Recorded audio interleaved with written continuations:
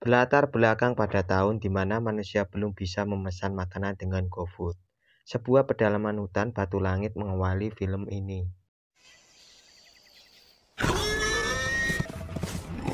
Di mana saat itu sedang berlangsung pemburuan hewan untuk persediaan makanan.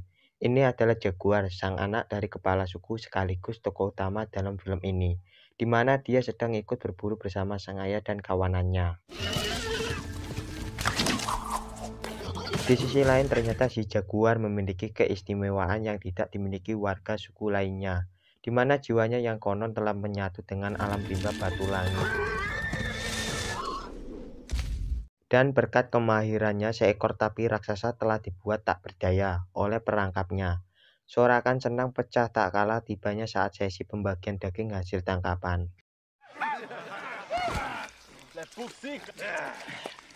Sementara itu, sebuah mitos nenek moyang memaksa si Ibro memakan biji kanjut tapir tersebut, terkait rumor bahwa perkakas tempurnya terkenal mintur alias mandul.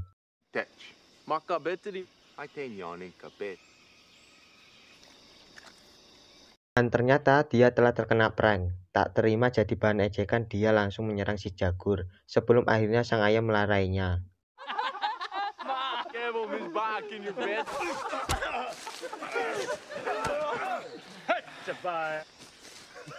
Dan memberi si Ibro daun puluh sebagai penawar atas keluhan yang dideritanya tersebut. Dan setelah itu ketegangan pun mulai kondusif. Dan tiba-tiba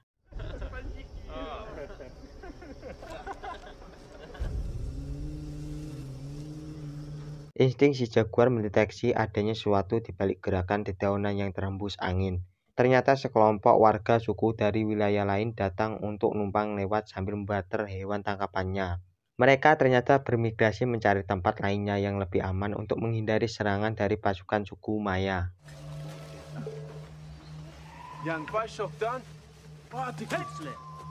Konon suku lain yang tinggal di pedalaman hutan, mereka diburu dan ditangkap pasukan tersebut untuk dijadikan korban pada ritual persembahan kepada Dewa Matahari. Si Jagur mulai berfirasat bahwa hal buruk akan segera terjadi. Namun dia seperti tak terlalu menghiraukan hal itu.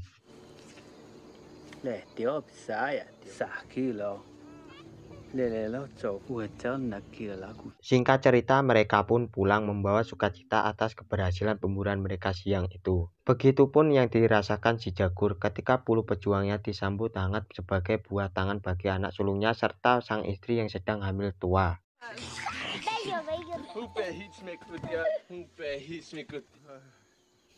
Sementara itu, si Ibro yang cukup yakin akan khasiat daun pulus tadi langsung menjajahnya plus penjagaan ketat dari sang ibu mertua.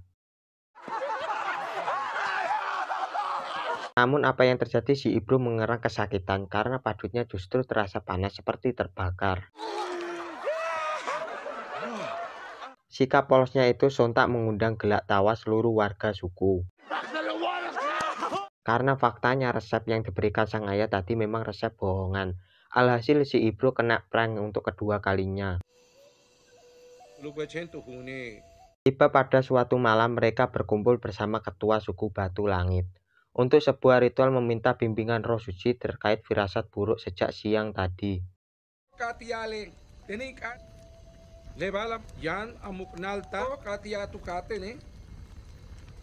Pada pagi hari ketika mereka masih lelah pasca ritual semalam, si Jagur dibangunkan mimpi pertanda akan tibanya sebuah petaka.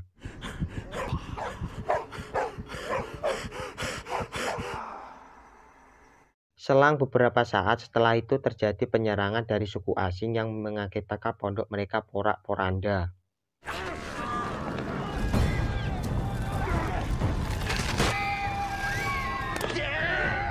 Si Jagur memaksa anak dan istrinya yang sedang bunting untuk menuruni lubang besar sebagai tempat berlindung. Sementara yang lainnya tengah berjuang demi keluarga mereka masing-masing. Meski harus bertaruh nyawa sekalipun, serangan brutal di pagi buta telah membuat warga suku di hutan Batu Langit kewalahan. Korban tewas bersatu sedangkan mereka yang masih selamat dijadikan tawanan.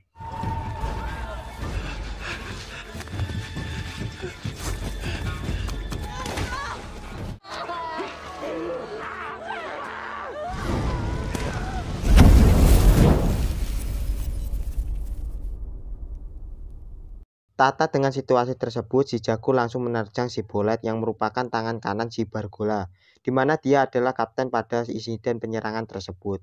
Melihat si Bolet terancam, lantas si Bargola membekuk si Jaguar hingga tak berdaya.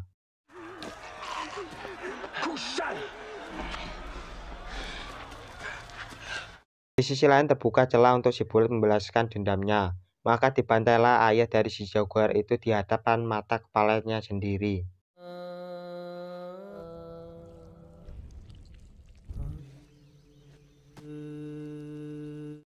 Karena merasa tak puas, maka si Jagur pun dibantingnya hingga tak sadarkan diri.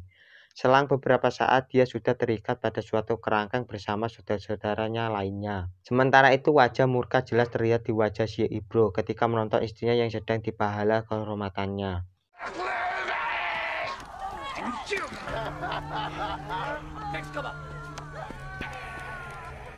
Di sisi lain, si Jaguar sangat risau akan anak dan istrinya di lubang itu. Terlebih ketika seorang berusaha menemukan mereka di sana, bahkan hampir saja membinasakan keduanya.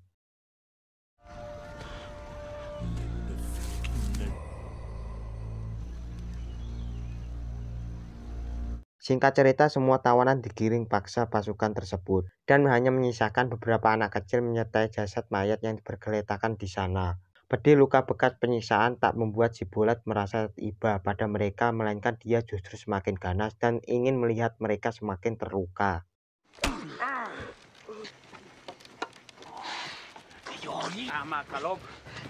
Itulah nasib menjadi tawanan, apalagi Kapten Bargola ini terkenal sadis dan tak kenal belas kasih. Mereka dipaksa mengarungi deras sungai menembus perjalanan sangat jauh dengan keadaan menahan luka sambil diikat satu sama lain. Sementara mereka tidak tahu bahwa sebenarnya mereka akan dijadikan tumbal pada ritual pembuangan sial oleh suku Maya. Ketika melewati jalan curam dan di bawah terik matahari, salah satu dari mereka terpeleset ke bibir jurang karena sebuah luka tusukan di perutnya. Si Jagur dan saudara lainnya sekuat tenaga menyelamatkannya. Namun si Bolet goblok ini dengan santai sengaja melepasnya jatuh. Dalam ketidakberdayaan mereka hanya bisa menelan emosi ketika melihat bebenguk si Bolet yang semakin berulah.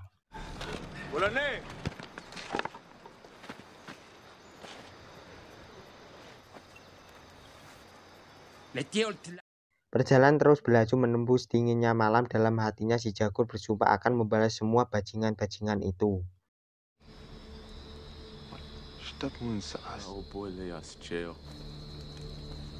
Diceritakan esok harinya ditemui seorang bocah sedang menangisi jasad ibunya yang sudah tak bernyawa.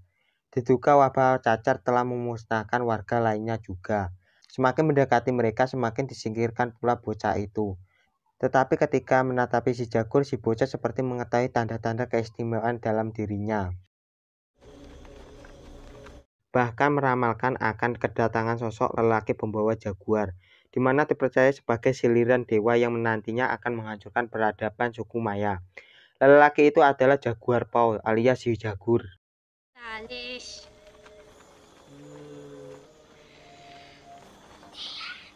Namun karena ketidaktahuan pasukan itu justru memperlakukan si Jagur ini dengan semena-mena tanpa menghiraukan ramalan si bocah tadi.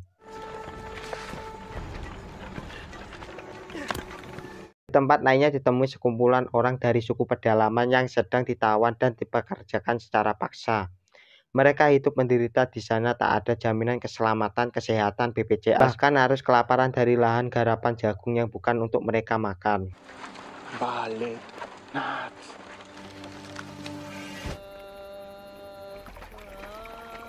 Sampai di sana si Jagur dan yang lainnya belum tahu akan dibawa kemana mereka sebenarnya. Setelah sekian lama perjalanan, sampailah di sebuah keramaian di mana seorang raja permaisuri berkuasa di sana. Mereka adalah suku Maya.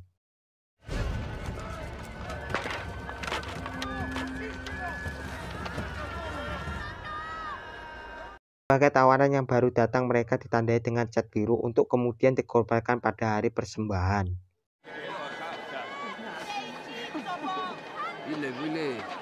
Sedangkan tawanan wanita dilelang sebagai perbudakan.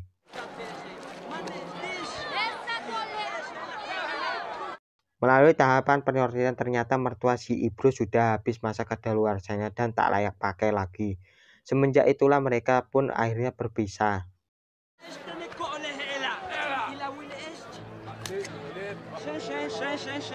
Menyusuri sebuah lorong, si Jagur dan yang lainnya digiring ke sebuah tempat di mana terdapat beberapa ornamen menakutkan di sepanjang dindingnya.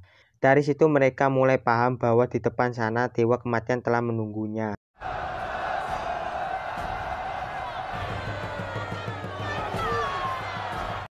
Kengerian mulai menghinggapi satu persatu dari mereka dikala riuh sorakan mengiringi setiap penggalan kepala yang jatuh dari atas piramid berdarah itu.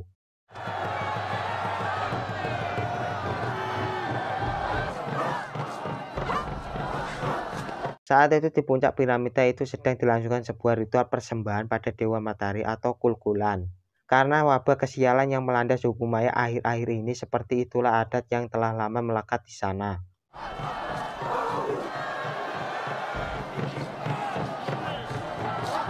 Tapi hanya berlaku selama ribuan tahun. Mereka langsungkan persembahan itu di hadapan Raja Permaisuri yang tengah berkuasa. Sementara yang dikorbankan adalah para tawanan, yakni orang-orang buruan dari suku pedalaman.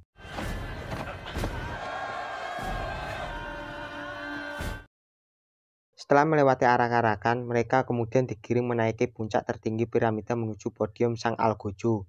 Tiba di sana, Kapten Bargola lantas menyerahkan seluruh tawanan.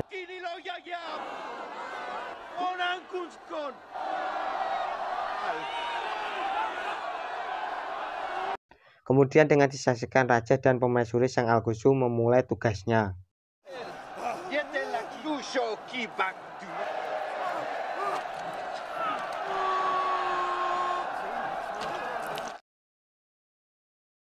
Satu persatu pahlawan dari suku Batu Langit gugur di tangan Sang Algojo. Ketir-ketir bercampur marah bergejolak dalam jiwa si Jagur, di mana dua nyawa saudaranya lenyap dengan cara sangat tragis. Sampai pada gilirannya spontan terlintas wajah sang istri yang sedang menantinya kembali pulang.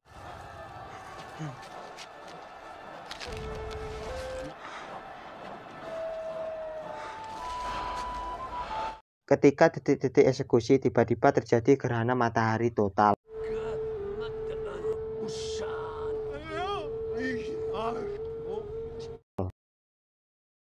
Di mana siang itu seketika menjadi gelap. Ribuan massa di bawah piramida seperti ketakutan. Bahkan seorang dukun kerajaan pun panik dan mengisyaratkan bahwa di sana telah terjadi sebuah keajaiban. Padahal faktanya tanpa mereka sadari fenomena tersebut bagian dari keistimewaan si Jagur.